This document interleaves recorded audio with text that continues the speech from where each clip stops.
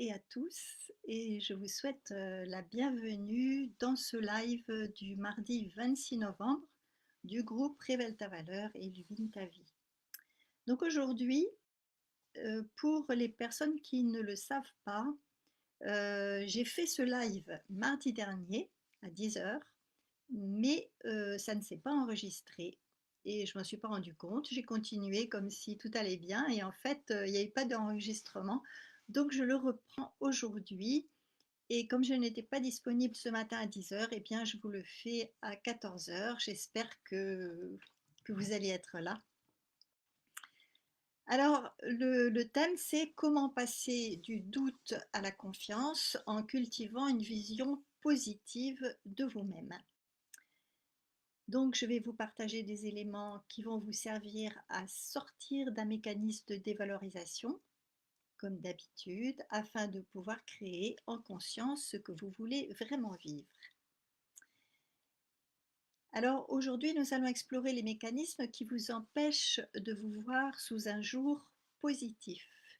Et vous allez découvrir 5 stratégies concrètes pour transformer la vision négative que vous avez peut-être de vous-même, qui génère toujours des doutes.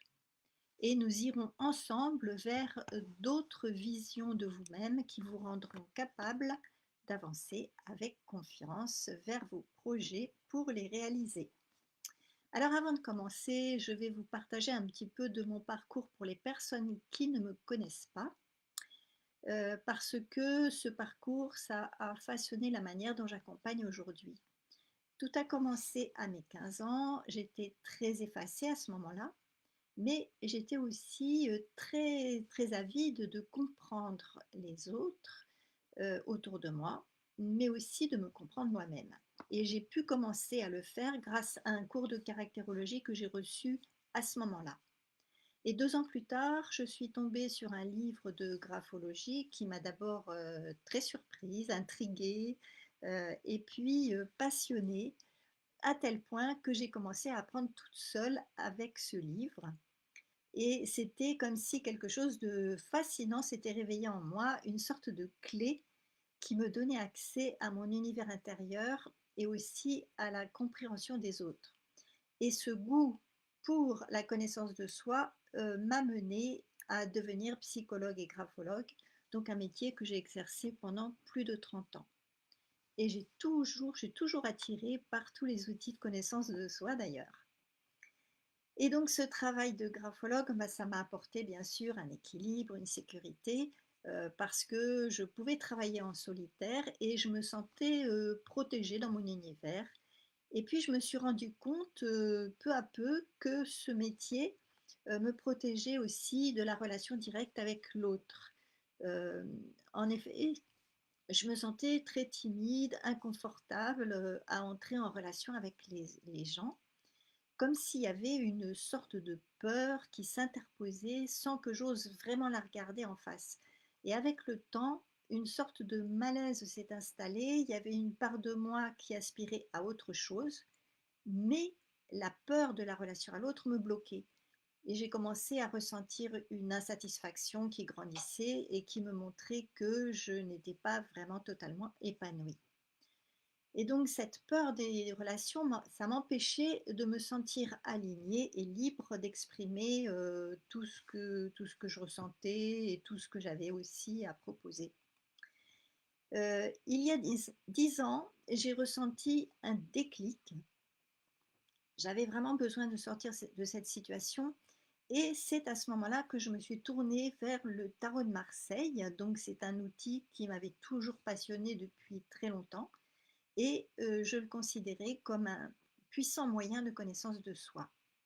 Donc j'ai eu envie de créer un blog, de partager ma passion. C'était une manière de me montrer sous un jour plus authentique, je dirais, d'oser plus m'ouvrir aux autres. Et ça m'a permis de retrouver la joie de me connecter à d'autres personnes également passionnées par cet outil. Et ça m'a donné l'occasion de découvrir ma créativité que je ne soupçonnais pas en fait. Et j'ai commencé à accompagner aussi des centaines de personnes, à les guider et à travers ces symboles du tarot. Cette aventure m'a aidé à me révéler, à trouver ma valeur, à prendre ma place. Et aujourd'hui, c'est ce chemin que je transmets à mes clients, puisque je les accompagne pour qu'ils puissent à leur tour révéler leur valeur, se sentir légitimes et exprimer leur pouvoir créateur. Donc mon rôle, c'est de les aider à s'affirmer, à dépasser cette dévalorisation et à accomplir leurs projets de cœur, ceux qui les font vibrer. Et nous travaillons donc pour qu'ils puissent trouver leur place et vivre pleinement ce qui leur tient à cœur. Alors, je vois que certaines sont arrivées. Bonjour Gisèle, bonjour Agnès et bonjour Isabelle. Alors, peut-être que d'autres vont vous rejoindre, je l'espère. Alors, donc nous allons parler de vos doutes et de voir comment aller maintenant dans la confiance. Alors, vous savez peut-être que les doutes et le manque de confiance que les doutes entraînent sont des vrais obstacles à la vie épanouissante que vous recherchez, enfin que nous recherchons tous en fait. Donc restez bien avec moi car ce live pourrait changer la perception que vous avez de vous. Vous avez déjà peut-être fait un chemin de développement personnel, hein, que ce soit avec des lectures, des ateliers, des thérapies, etc. Mais vous ressentez pourtant des doutes qui remettent en question vos capacités et qui vous laissent cette désagréable impression de ne jamais être à la hauteur. Donc vous commencez chaque journée avec de bonnes intentions, mais la moindre critique ou même un regard de travers, ça vous démoralise et vous vous demandez souvent si vous êtes assez compétent, compétente pour réaliser votre projet et vous ne comprenez pas bien pourquoi vous n'arrivez pas à vous affirmer et à vous faire entendre. Donc ces doutes qui sont là influencent la façon dont vous vous voyez, bien sûr. Ils vous empêchent de prendre des initiatives, vous n'osez pas, vous ne croyez pas en votre potentiel et tous les doutes que vous avez, eh bien, ça vous tire vers le bas. Vous avez peut-être l'impression d'utiliser votre énergie à lutter contre vous-même et ça ne vous permet pas de vous concentrer sur vos objectifs. Vous avez peut-être aussi la sensation que c'est une sorte de combat intérieur qui ne s'arrête jamais. Donc la réalité, c'est que tous ces doutes, ça vous freine et ça empêche vos projets de cœur de voir le jour. Donc si vous ressentez ça et si vous ne cherchez pas à changer ça, eh bien vous allez rester dans un stress qui peut devenir chronique ou même peut-être une sorte d'épuisement mental, car si vous continuez à vivre ce doute constant, eh bien le stress ne fera qu'augmenter, ce qui peut nuire à votre santé physique, mais aussi à votre santé émotionnelle.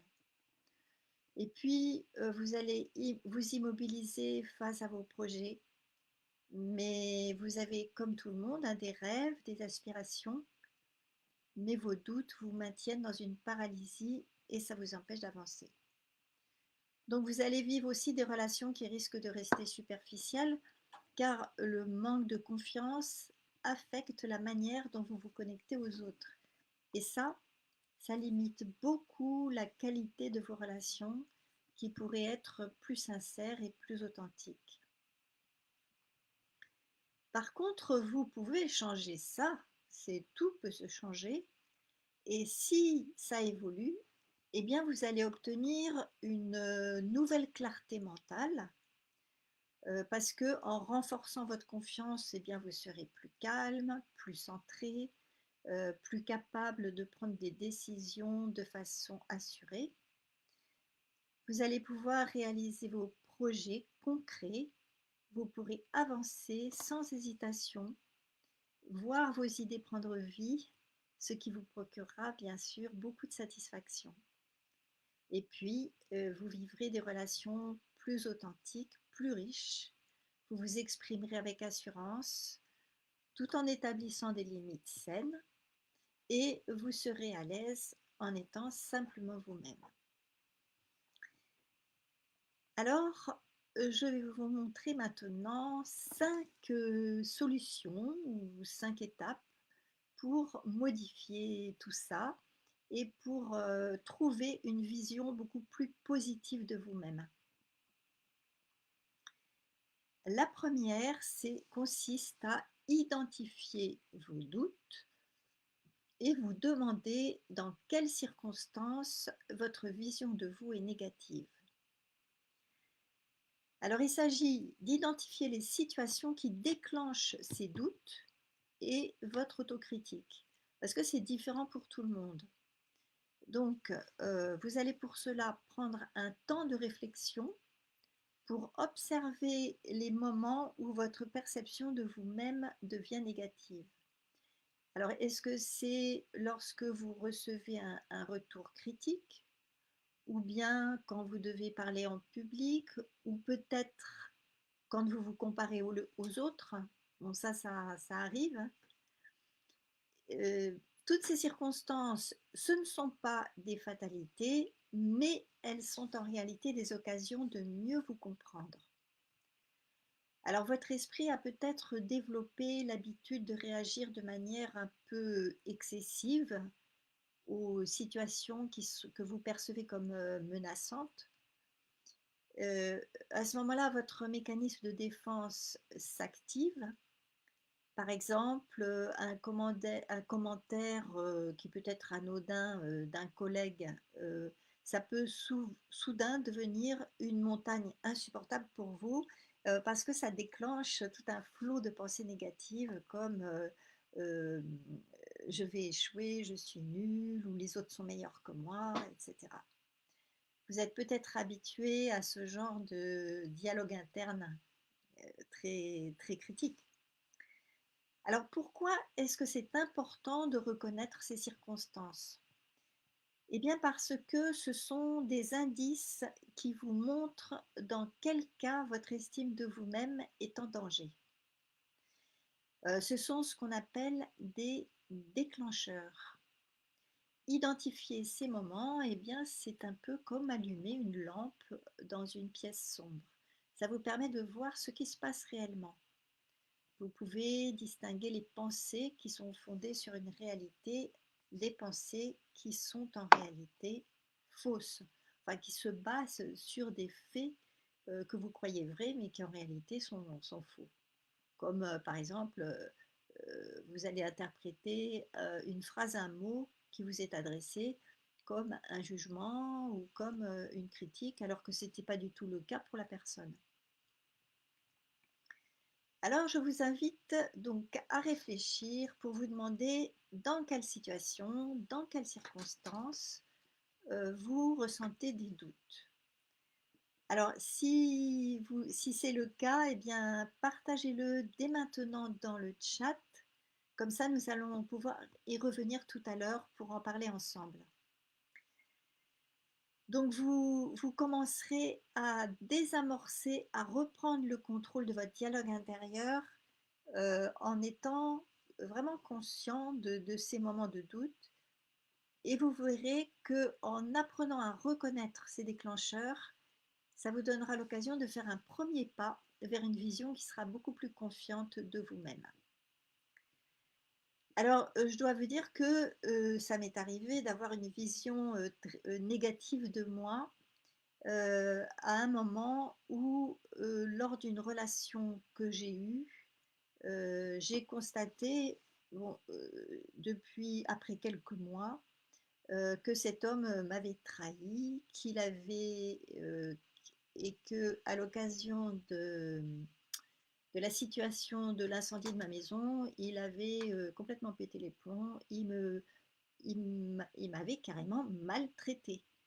Et à ce moment-là, euh, j'ai eu j'ai eu comme un petit peu honte de moi, je dois dire, du fait d'être entrée dans cette relation-là. Bon, ça n'a pas duré trop longtemps, mais ça m'a donné une sorte d'enseignement qu'il fallait que je réfléchisse un petit peu plus. Alors, donc la question, c'est quels sont vos déclencheurs principaux?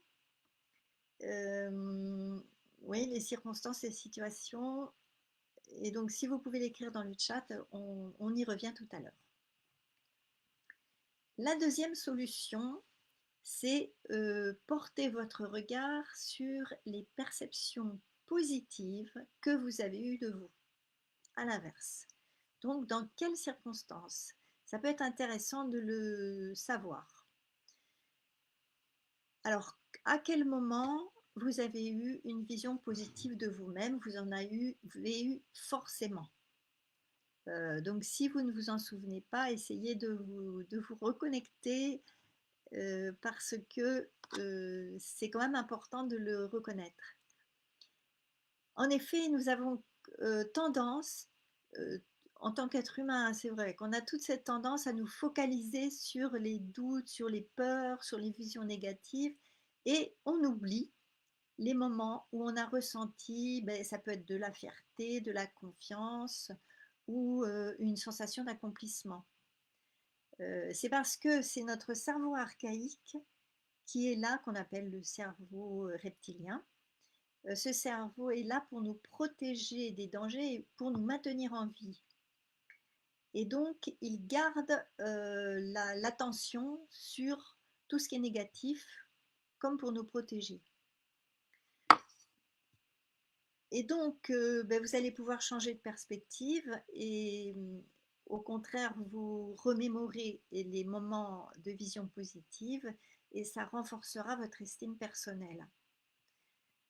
Donc là, de la même façon, vous allez prendre un moment pour réfléchir et pour voir à quel moment vous avez eu cette vision positive de vous.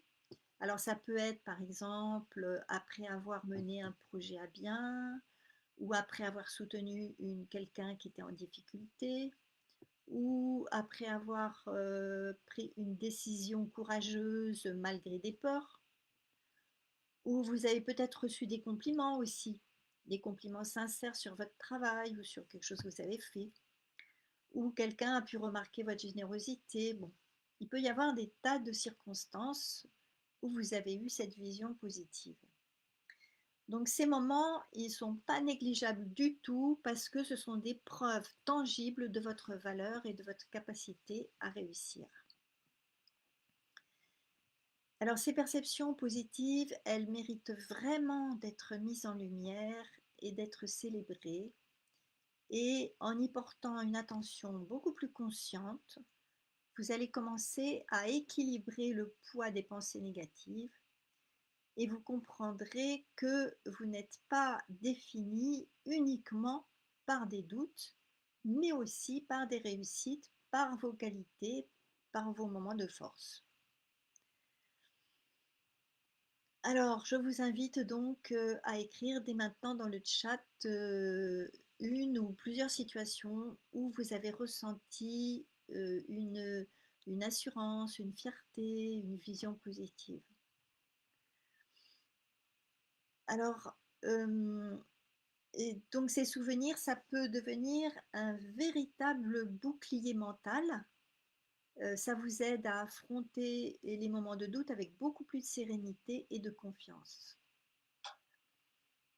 Alors, en ce qui me concerne, bon, j'ai eu une vision positive de moi quand j'ai commencé à construire une activité sur le tarot de Marseille, parce que j'ai pris conscience à ce moment-là de ma créativité et j'ai eu très envie de la déployer. Et, et j'ai eu beaucoup de plaisir à le faire. Et donc ça m'a apporté une vision vraiment positive. Alors, venons-en à une troisième solution. Troisième solution, c'est de modifier votre regard et de changer votre dialogue intérieur. Alors, l'une des clés pour transformer vos doutes en confiance, c'est de changer votre dialogue intérieur. C'est la manière que vous avez de vous parler. Et cette manière, elle influence énormément la vision que vous avez de vous-même. Si de façon mécanique, vous passez beaucoup de temps à vous critiquer ou à vous rabaisser, eh bien, vous allez alimenter vous allez alimenter un cycle de négativité qui détruit votre estime de vous-même. Mais si au contraire, vous vous parlez à vous-même avec la bienveillance avec laquelle vous parleriez à un ami, eh bien, ça changerait tout. Il s'agit donc de remarquer les mots que vous utilisez subconsciemment lorsque vous pensez à vous-même. Est-ce que vous vous traitez avec dureté en utilisant des mots blessants ou bien est-ce que vous essayez de comprendre la situation avec de l'empathie pour vous-même? Alors, vous pouvez remplacer des phrases comme je suis nul, je ne suis pas à la hauteur, par je suis en train d'apprendre, je vais m'améliorer, etc., etc. Ce simple changement de mots aura un effet vraiment très efficace sur votre état d'esprit. Il y a également une question de perspective. Si vous pouvez choisir de voir vos échecs comme des preuves de votre incompétence, vous pouvez aussi les voir comme des occasions d'apprendre et de grandir. Changer votre regard, ça signifie voir chaque défi comme une chance de développer votre potentiel. On a un potentiel, c'est comme des petites graines qui ont besoin de se développer, de grandir. Donc si vous croyez en votre capacité à vous améliorer, eh bien vous allez commencer à créer une toute nouvelle histoire pour votre vie.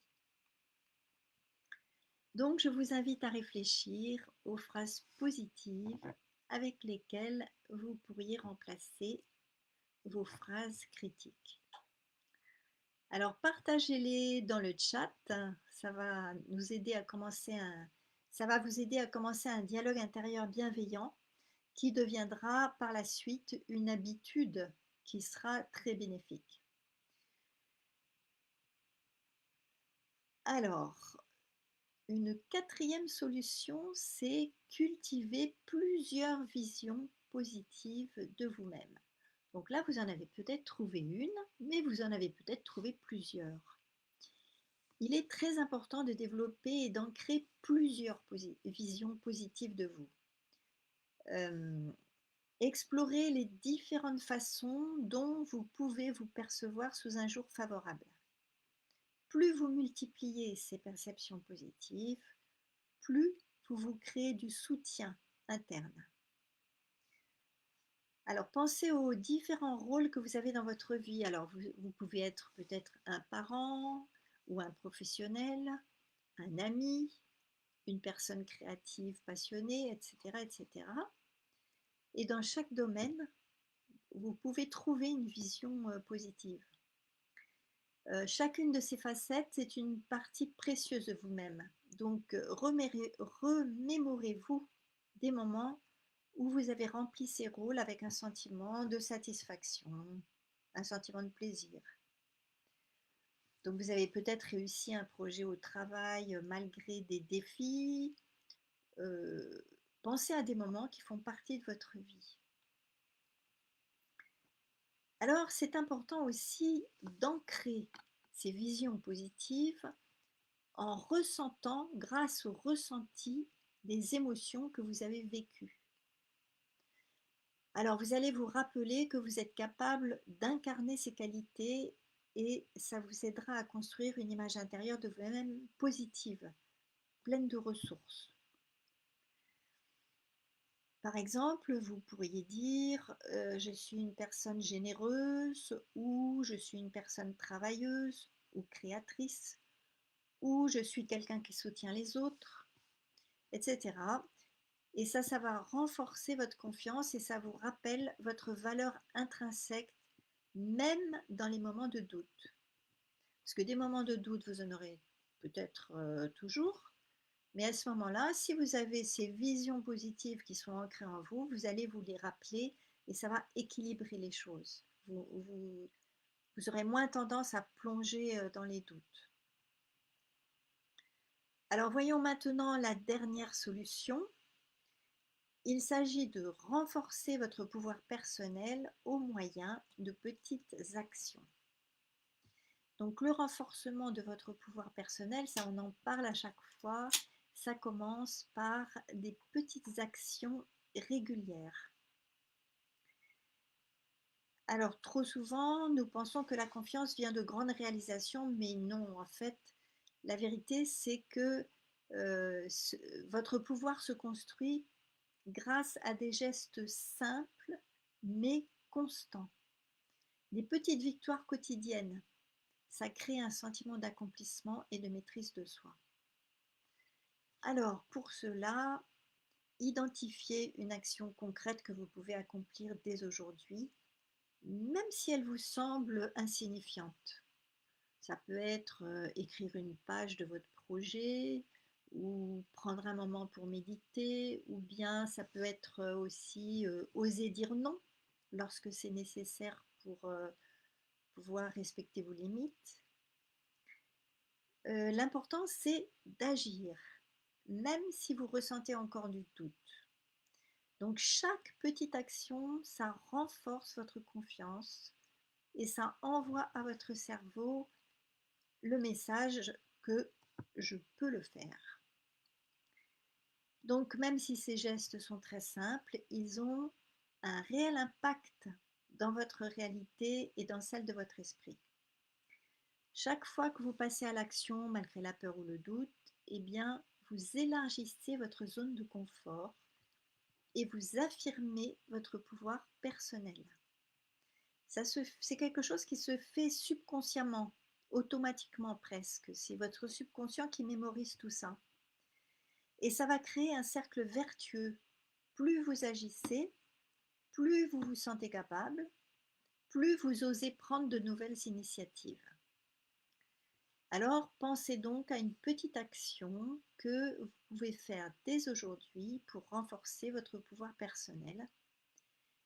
Écrivez-la dans les commentaires et engagez-vous à la réaliser.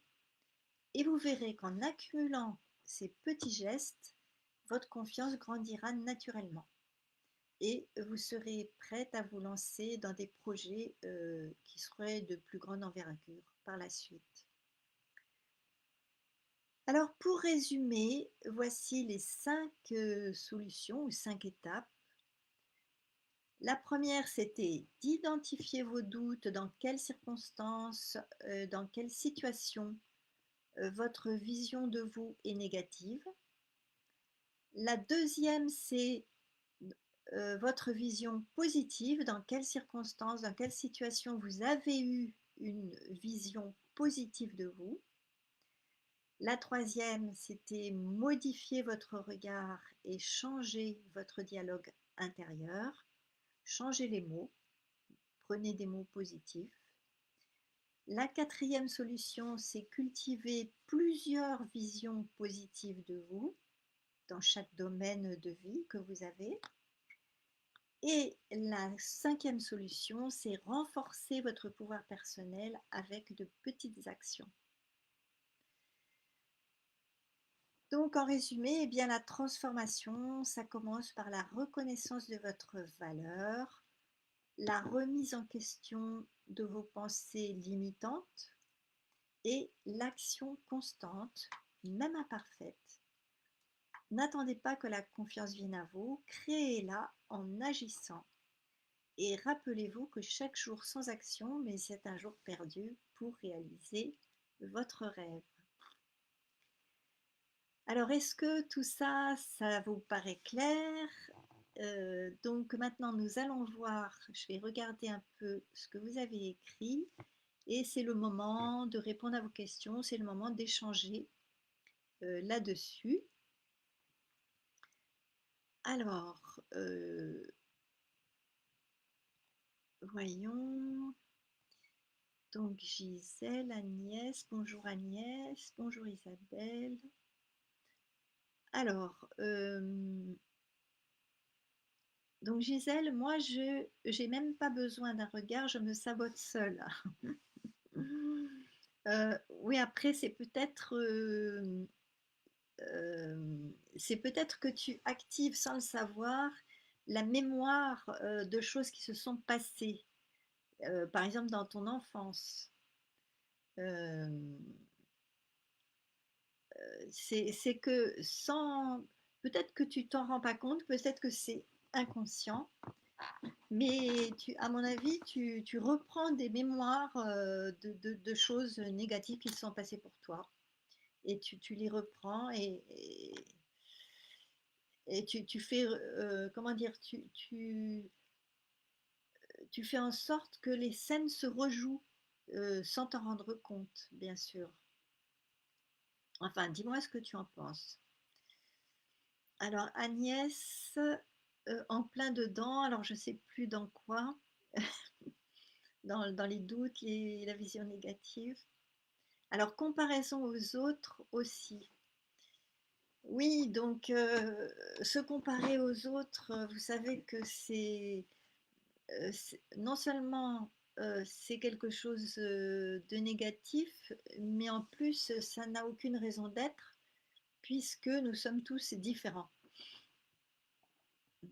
Imaginez que on a tous un corps différent, un visage différent, des couleurs de yeux différentes, des empreintes digitales différentes, des mémoires, des expériences différentes. C'est impossible de se comparer. Impossible. Euh, S'il y a une comparaison à faire, c'est par rapport à son potentiel. Et le potentiel, vous le voyez comment? Ben, c'est tout ce à quoi vous aspirez. Si vous aspirez à vivre un couple, eh bien, c'est peut-être votre potentiel.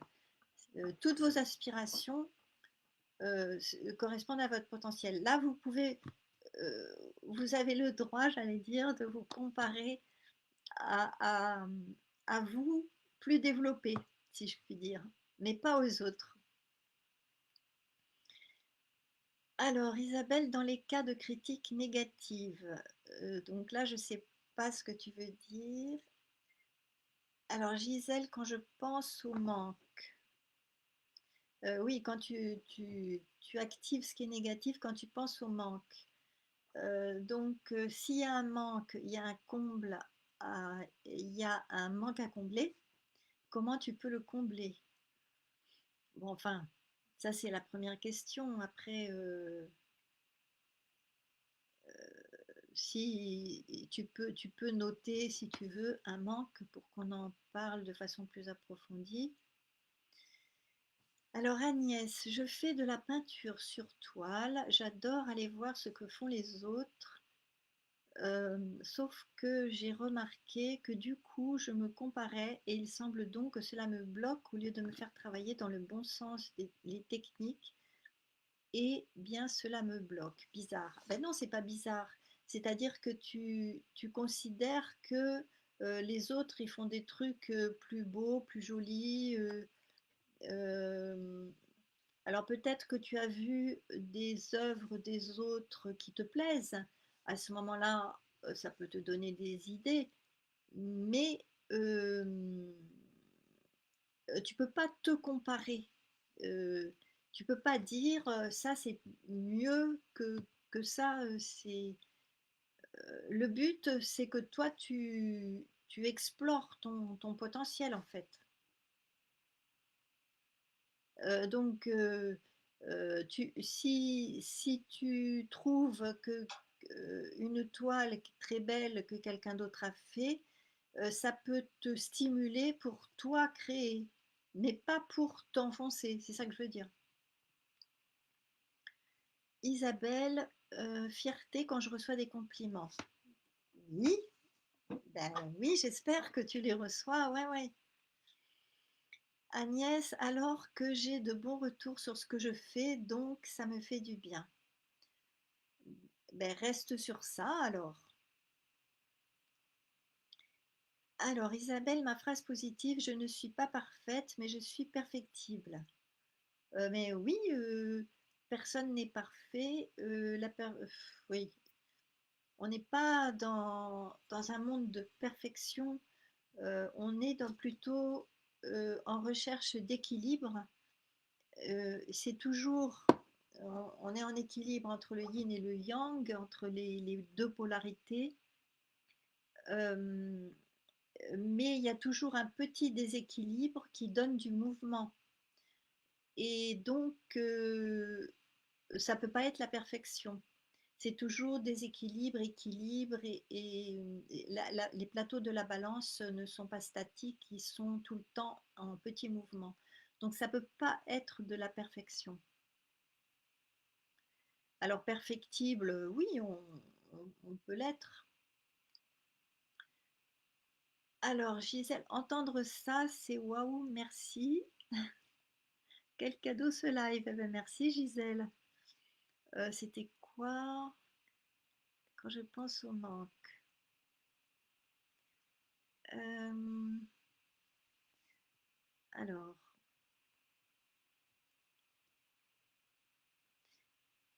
alors, Agnès, créer une peinture concernant une émotion pour l'intégrer, la transformer. Ouais, super. Ouais, ouais, c'est un outil super.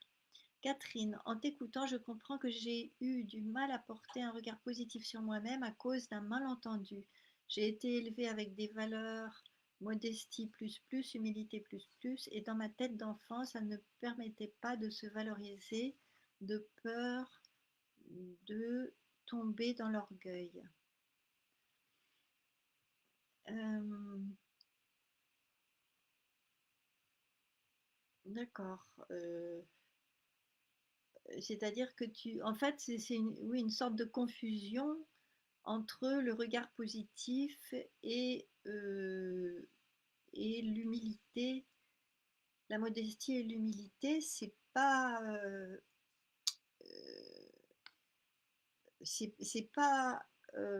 comme les doutes ou les critiques. C'est pas des critiques, ouais. C'est-à-dire que là, tu l'as traduit peut-être avec les mémoires avec lesquelles tu étais à ce moment-là. Alors oui, je sais qu'on est différents. Bah oui, on le sait tous. Je m'en aperçois. Alors Gisèle, tout à fait, ça me fait penser à tellement les interdits mis en place par mes parents que je rejoue l'interdiction d'avoir, d'être, de dire je suis différente en famille et au dehors. En fait, je me mens à moi quand je suis chez mes parents, c'est ce que je ressens. Alors, c'est important de te demander, euh, tu, euh, si tu te mens à toi-même quand tu es chez tes parents, c'est que tu cherches à te protéger de quelque chose et de quoi tu cherches à te proposer, de quoi tu cherches à te protéger. Euh, de quoi tu as peur en fait chez tes parents. Tu as peur, oui, ça, c'est l'enfant intérieur en toi. Quand tu es chez tes parents, bon, c'est tout à fait compréhensible, hein. Quand tu étais chez tes parents, tu te réidentifies à l'enfant que tu étais et tu laisses de côté l'adulte. Donc tu pourrais d'une part te demander ce que ton enfant intérieur craint et d'autre part rappeler l'adulte qui a acquis des compétences, des qualités, des expériences que tu n'avais pas enfant. Et donc, ça te permet d'avoir un regard différent sur tes parents. C'est-à-dire, l'enfant en toi a un certain regard sur tes parents, mais l'adulte en toi a un autre regard sur tes parents. Donc, je t'invite à aller voir tout ça. Alors, Catherine, oui, c'est une confusion. Et Gisèle, alors, Gisèle, oui, tu as peur du jugement, de la médisance. Médisance, ça veut dire quoi? Critique, peur du jugement, peur de la critique, peur. Alors, tu pourrais peut-être prendre le risque de recevoir du jugement euh, pour. Parce que ce qu'il faut comprendre, Gisèle, c'est que c'est l'énergie qui compte. C'est-à-dire que à partir du moment où tu as une peur, tu fais arriver ce dont tu as peur. Comme quand tu as peur d'un chien, Le chien peut te mordre parce que tu as peur, mais si tu n'as pas peur, il ne va pas te mordre. Donc, si tu as peur du jugement, tu risques d'en recevoir. Mais bon, ça vaut peut-être le coup de prendre le risque pour voir de quel jugement ce serait. Et puis d'après de réexaminer ce jugement à la lumière de l'adulte que tu es, et puis de te replacer dans ton adulte. Enfin bon, je te dis ce qui me vient, hein.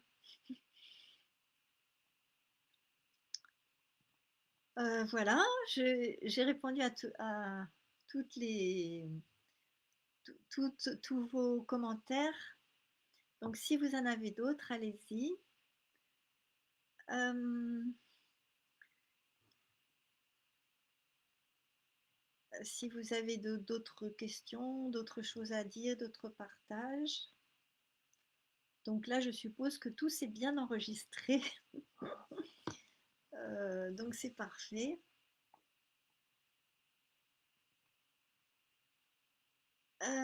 Alors, c'est waouh, effectivement, je vais faire cet exercice. Bah, super, tu nous diras à l'occasion si, comment ça s'est passé. Je crois que la grande erreur que on fait tous quand on est, comment dire, on est sur un plan émotionnel, c'est de s'identifier à son enfant intérieur blessé. Alors, on n'est pas obligé. On peut s'identifier à son adulte et puis on peut aussi travailler sur l'enfant intérieur blessé à d'autres moments. Euh, la maîtrise, c'est ça, c'est de pouvoir faire des choix, pouvoir être conscient. Euh, tu vois, Gisèle, dès que tu t'identifies, c'est vrai pour tout le monde, hein, dès que tu sens que tu t'identifies à ton enfant, que tu te sens enfant, prendre conscience et tu as la capacité de faire le choix de te mettre dans ton état adulte. Et pour prendre conscience de ce qu'est ton adulte aujourd'hui, tu peux écrire sur un papier toutes les compétences que tu as acquises, et il y en a beaucoup, toutes les qualités que tu as développées, toutes les expériences que tu as eues, et il y a énormément de choses. Voilà, bah, écoutez, je vais peut-être terminer, et si vous avez encore des réflexions ou des questions, bah, je les regarderai. Alors Catherine, merci Hélène pour ce nouveau like qui nous fait toujours avancer à chaque fois. Bah, super. L'important c'est de prendre conscience de tout ce qu'il y a à l'intérieur de nous en fait. Alors, donc je vais terminer ce live pour aujourd'hui. Et si vous êtes fatigué de douter de vous-même, que vous avez envie d'être accompagné, toujours pour révéler votre vraie valeur, passer à l'action, et bien à ce moment-là, vous pouvez simplement écrire intéressé en commentaire ou bien vous m'envoyez un petit message privé. Et puis à ce moment-là, on planifie ensemble un appel, une rencontre pour échanger, faire le point sur votre situation. Cet appel, ce rendez-vous, il est absolument gratuit, il est sans engagement et c'est simplement pour voir ensemble si je peux vous aider, vous accompagner ou non. Voilà. Alors, merci beaucoup d'avoir été là. Alors, Agnès, ça va être plus perso, ça va être plus facile de voir mon adulte que mon enfant intérieur blessé. D'accord. Eh bien, je vous remercie beaucoup. Je vous dis à mardi prochain. Donc, mardi prochain, on reprend l'horaire de 10 heures. Là, aujourd'hui, c'était un peu exceptionnel parce que je n'étais pas disponible ce matin. Et donc, je vous dis à mardi prochain à 10 heures avec un nouveau live, un nouveau thème. Donc là, ce sera peut-être sur la créativité. et je vous remercie beaucoup d'être là, de ces possibilités d'échange, c'est très sympa. Et je vous dis à très bientôt, à mardi ou à un autre jour, comme vous voulez. Voilà, à très bientôt, merci beaucoup.